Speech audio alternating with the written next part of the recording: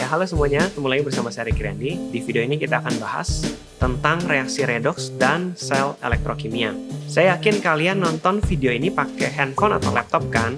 Itu artinya kalian sebenarnya udah berinteraksi sama topik di video kali ini, yaitu reaksi redoks dan elektrokimia. Kenapa bisa gitu? Karena supaya handphone dan laptop kalian bisa nyala, itu butuh baterai. Nah, di dalam baterai ini ada zat kimia nih yang bereaksi mengubah energi kimia menjadi energi listrik.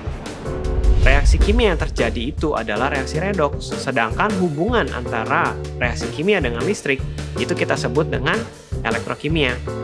Biar nggak bingung, mari kita kenalan satu-satu ya.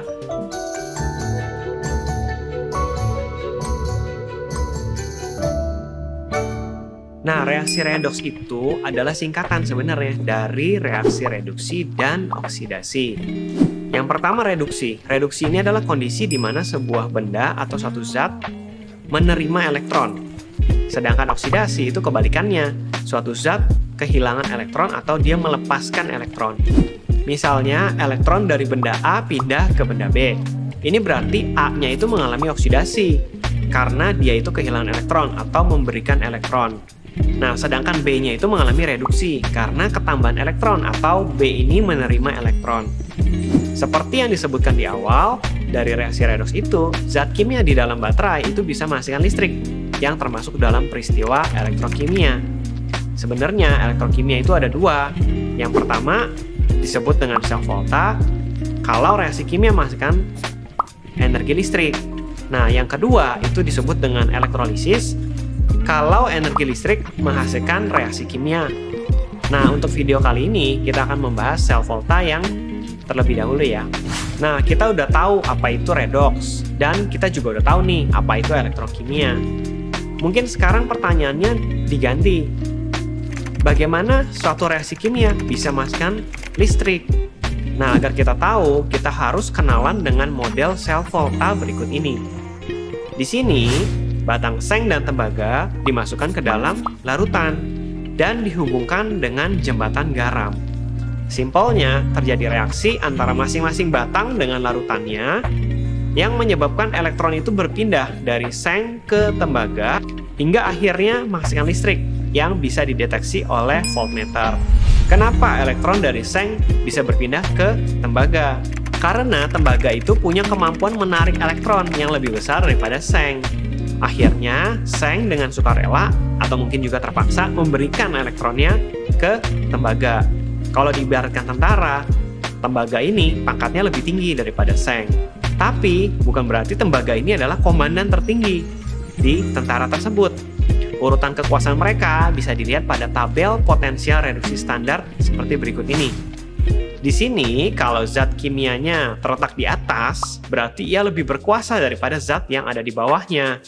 Jadi kita bisa tahu zat mana yang akan menarik elektron, yaitu zat-zat yang di bagian lebih atas, dan zat mana yang dengan sukarela memberikan elektronnya, yaitu zat yang berada di bagian bawahnya.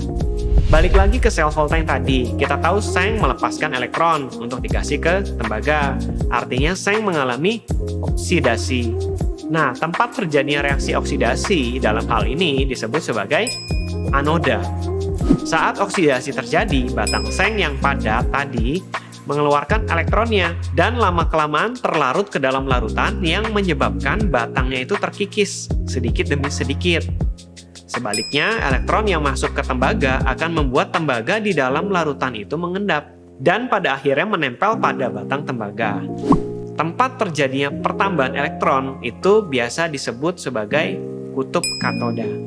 Nah, supaya lebih jelas, peristiwa yang terjadi pada sel volta itu bisa kita tulis reaksi kimianya.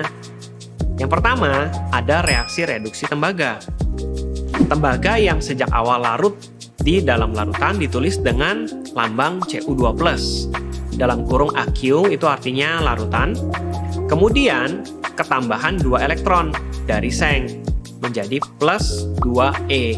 Nah, hal ini akan membuat tembaga jadi netral dan menyatukan tubuh solidnya berupa batang tembaga yang akan ditulis dengan Cu dalam kurung S. Artinya Cu padat. Berikutnya ada proses oksidasi yang bisa ditulis seperti ini. Seng yang masih berbentuk batang dituliskan dengan Zn dalam kurung S. Artinya padat. Setelah itu dia melepaskan dua elektronnya, Zn yang solid tadi itu akan terlarut dan membentuk Zn2+ dalam kurung Aq menjadi larutan. Lalu karena dia kehilangan dua elektron, kita tulis ada plus 2E di sebelah kanan. Nah, reaksi redoks ini bisa kita gabung dalam bentuk reaksi sel yang bisa kita tulis seperti ini. Atau kita juga bisa tulis reaksinya dalam bentuk notasi sel yang bentuknya seperti ini. Bagian paling kiri adalah awal proses oksidasi. Lalu bikin garis yang nunjukin kalau proses oksidasi itu menghasilkan Zn2+. Kemudian bikin dua garis untuk menyatakan jembatan garam. Setelah itu, kita bisa tulis apa yang terjadi pada proses reduksi. Mulai dari awal proses ini yaitu Cu2+, kemudian hasilnya yaitu Cu padat. Nah, itu dia reaksi kimia yang terjadi di dalam baterai yang akhirnya menghasilkan listrik biar HP kita atau laptop kita itu bisa nyala. Kalau di sel volta, ini reaksinya terjadi secara spontan, jadi nggak perlu bantuan dari sumber energi lain untuk bisa bereaksi. Ibaratnya, reaksi spontan itu air yang mengalir dari tempat yang tinggi ke tempat yang lebih rendah, nggak butuh pompa.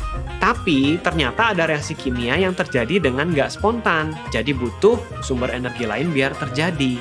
Nah, reaksi kimia itu akan kita bahas di video selanjutnya ya. Sekian untuk video kali ini, sampai jumpa.